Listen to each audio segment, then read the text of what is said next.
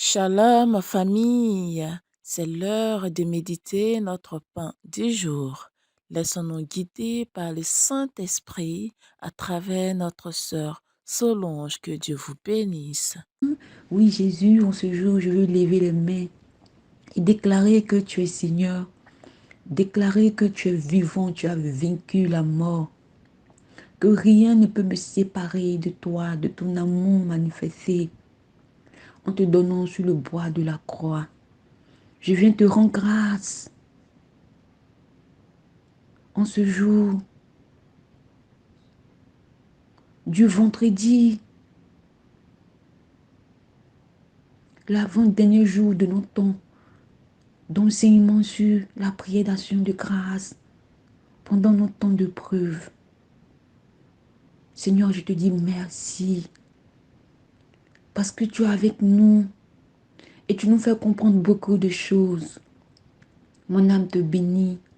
Mon âme veut toujours te célébrer, reconnaître que tu fais toutes choses pour la gloire de ton nom. Sois béni pour ma vie, sois béni pour la vie de tous mes frères et sœurs, de cette merveilleuse famille. Sois béni pour le père de cette famille, sois béni pour sa famille, sois béni pour ses projets, Seigneur. Sois béni éternellement dans sa vie. Viens, Père Esprit Saint, en ce jour. Viens encore déverser ton onction, ta grâce dans ma vie, dans la vie de tous mes frères et sœurs qui vont m'écouter, afin que nous puissions encore aller de l'avant avec toi, en te glorifiant en tout moment, en célébrant ton nom, en chantant les cantiques de louange, d'adoration, pour te dire merci. Béni sois-tu, Seigneur. Honneur et puissance à toi, Seigneur. Seigneur, nous t'aimons et nous voulons encore t'aimer, parce que tu es bon. Ta fidélité dure toujours. Merci, Père Esprit Saint. Shalom, shalom, famille. Là où tu te trouves, je prie que le Saint-Esprit de Dieu t'enveloppe. Je prie que le Saint-Esprit de Dieu te visite encore, afin que quelque chose puisse encore sortir de ta vie, pour que tu puisses encore voir la puissance de Jésus-Christ se glorifier dans ta vie, dans ta famille, dans la vie de toutes les personnes vraiment qui te tiennent à cœur, pour la gloire de notre Seigneur Jésus-Christ. Nous sommes aujourd'hui vendredi, l'avant-dernier jour de notre temps d'enseignement sur la prière d'action de grâce. Pendant le moment de preuve, je bénis vraiment le nom de Dieu pour ce qu'il fait pour nous, de ce qu'il a été présent dans nos vies et continue d'être présent dans nos vies. Alors hier, nous avons vu 6 moments propices où nous devons rendre grâce à Dieu. Et nous avons dit que dans la journée, chaque jour, nous devons être toujours joyeux et de prier sans cesse. En toutes choses, nous devons rendre grâce à Dieu, car c'est pour notre propre bien, vraiment, qui fait échouer ces choses dans nos vies. C'est pour la gloire de son nom. Donc, nous ne devons pas nous lamenter lorsque nous mettons quelque chose sur place et ça échoue. C'est pour la gloire de notre Seigneur Jésus-Christ. Et puis c'est pour nous-mêmes, notre propre bien, qui fait cela. Donc, en toutes choses, nous devons vraiment rendre grâce à Dieu. Nous devons être toujours joyeux et de prier. Parce que comme nous ne prions pas, nous appelons vraiment tout ce qui ne glorifie pas de Jésus, tout ce qui ne vient pas de Jésus dans nos vies. Et ces choses-là barricadent nos vies et nous empêchent de voir les selons de notre Seigneur Jésus-Christ. Alors aujourd'hui, qui est notre 5e jour, nous souhaitons nous dire, ne permets à rien de te faire manquer tes moments d'action de grâce. Et le texte d'appui est Philippiens 4, le verset 4 à 7, qui nous dit, je lis la parole de Dieu. Réjouissez-vous toujours dans le Seigneur. Je le répète, réjouissez-vous. Que votre douceur soit connue de tous les hommes. Le Seigneur est proche. Que la paix de Dieu qui surpasse toute intelligence gardera vos cœurs et vos pensées en Jésus-Christ. Soyez toujours joyeux. Réjouissez-vous. Je le répète, mon frère et mes soeurs. Mes frères et mes soeurs, nous devons toujours nous réjouir dans le Seigneur. Hier, nous avons dit que nous ne sommes pas contents. Nous appelons des choses de ce monde. Et ces choses-là entourent nos vies, ensièclent nos vies. Notre thème dit, ne permet à rien, rien, rien, rien de te faire manquer des moments d'action de grâce. Dans Romains 8, le verset 35 nous dit, et c'est Paul qui nous parle à travers Dieu, qui peut nous séparer de l'amour de Jésus-Christ. Mon frère, ma soeur, qu'est-ce qui peut te séparer de l'amour de Jésus-Christ?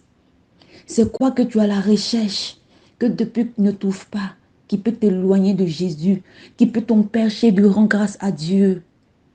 C'est la faim. C'est l'enfantement que depuis tu cherches, que tu ne trouves pas. C'est l'âme sœur que tu as à la recherche, que tu ne trouves pas. C'est le mariage que tu cherches, que tu ne trouves pas. C'est la voiture dont tu veux, que tu n'as pas encore trouvé, qui peut te séparer de Jésus, qui peut t'empêcher de rendre grâce à ton Dieu. C'est la faim. Mes frères et mes sœurs, nous devons nous lever. Comme notre test d'appui nous dit,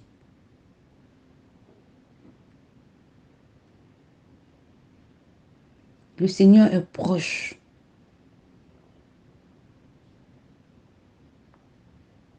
Il est proche. Nous devons toujours nous réjouir. En nous réjouissant, nous demeurons dans sa présence. Et sa grâce surabonde dans nos vies. La faim, les soucis de ce monde ne peut nous séparer de l'amour de Jésus. Ne peut nous empêcher de rendre grâce à Dieu. La Bible nous dit tout est grâce avec Jésus-Christ. Si ta bénédiction tarde, c'est parce que Jésus-Christ veut te faire voir sa gloire quelque part. Il veut que ton témoignage change l'histoire de quelqu'un. Quand nous voyons l'histoire d'Abraham et de Sarah, c'est à quel âge que Sarah vraiment a eu son enfant? Et il les a fait éprouver beaucoup de choses pour voir leur foi. Et ça fait grandir leur foi. Aujourd'hui, c'est grâce à Abraham que nous sommes aussi sauvés. Ne permettons à rien vraiment de nous séparer de l'amour de Jésus, de nous empêcher de rendre grâce à Dieu. La reconnaissance est vraiment très importante, comme nous avons dit. Regardons le cas vraiment du roi David qui était combattu, qui était attaqué. Dans le psaume 63, David qui était dans le désert, quand on parle du désert, désert c'est la prison. C'est un endroit où il fait chaud, c'est l'enfer, un petit enfer sur terre. Où il fait chaud, il n'y a pas d'eau à boire. Tu souffres. Mais David, étant dans le désert de Juda, qui rendait grâce à son Dieu, qui adorait son Dieu, qui disait, Dieu, tu es mon Dieu. Il dit, oh Dieu, tu es mon Dieu. Dès l'aube, je te désire. Mon âme a soif de toi. Ma chair languit après toi. Dans une terre desséchée, épuisée, sans eau. J'étais ainsi quand je t'ai vu dans le sanctuaire, en contemplant ta force et ta gloire. Oui, ta fidélité vaut mieux que la vie. Mes lèvres te célèbrent. Le roi David célébrait Dieu dans la faim. Il célébrait Dieu.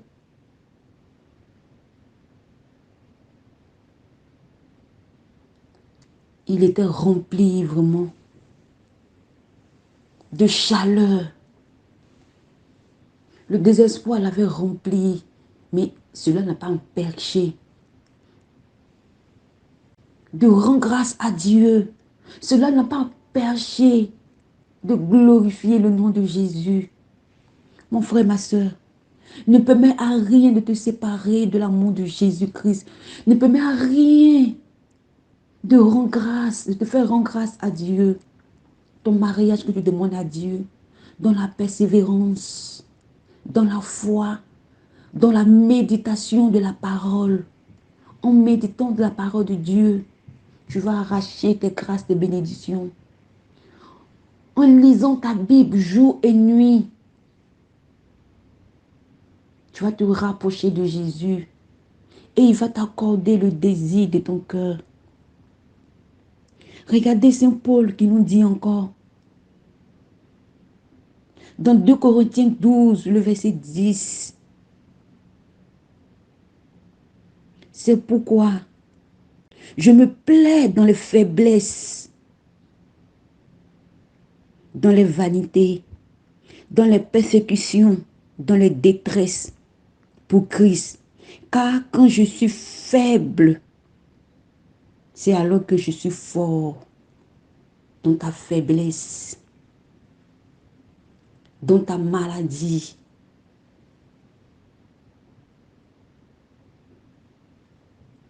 Adore ton Dieu. Loue ton Dieu. Rends grâce à Dieu. Ne permets à rien. Je te parle, mon frère, ma soeur, de te séparer de l'amour de Jésus-Christ. En rendant grâce à Dieu, nous avons vu Jésus qui passait son temps à rendre grâce à son Père. Et en lui rendant grâce, beaucoup de choses changeaient dans sa vie. Beaucoup de choses changeaient dans sa vie. Il est temps que nous nous levons pour rendre grâce à Dieu. Parce que si il arrive vraiment que nos bénédictions tardent, c'est parce que quelque part Jésus-Christ veut que ton témoignage que tu vas rendre puisse changer la vie de quelqu'un. Regardons la femme qui avait perdu sang pendant 12 années. Pendant les 12 années, elle a souffert. Mais qu'elle a fait rencontre de notre Seigneur Jésus-Christ aujourd'hui. À travers son témoignage, nous pouvons nous tenir sur pied pour adorer notre Seigneur Jésus-Christ. Nous pouvons nous tenir sur pied pour reconnaître sa valeur. Jésus-Christ nous a aimés et il continue à nous aimer. Nous ne devons pas laisser la maladie. Peut-être que l'argent que nous sommes à la recherche, que chaque jour on dit à Dieu, j'ai besoin d'argent pour me lancer dans mon commerce, pour faire mes activités, pour créer mon entreprise, cet argent que tu n'as pas encore reçu. Il ne faudrait pas que ça peut te séparer de Jésus. Il ne faudrait pas que ça peut t'empêcher de rendre grâce à Dieu. Nous avons dit Jésus-Christ, toutefois que dans l'épreuve, qu'il rendait grâce à son Dieu, le miracle s'est produit. Il a la victoire. Nous aussi, ses enfants, nous devons lui rendre grâce à tout moment. La faim, le doute, le désespoir, les choses de ce monde, ce n'est que vanité. Ne doit pas nous empêcher de rendre grâce à Dieu. Nous devons rendre grâce à Dieu dans la faim, dans la joie. Et cela encore va déclencher beaucoup de choses dans nos vies. Mon frère, ma soeur, nous devons toujours nous réjouir, comme notre texte d'appel nous a dit. Nous devons toujours nous réjouir. Il faudrait qu'on nous voit là.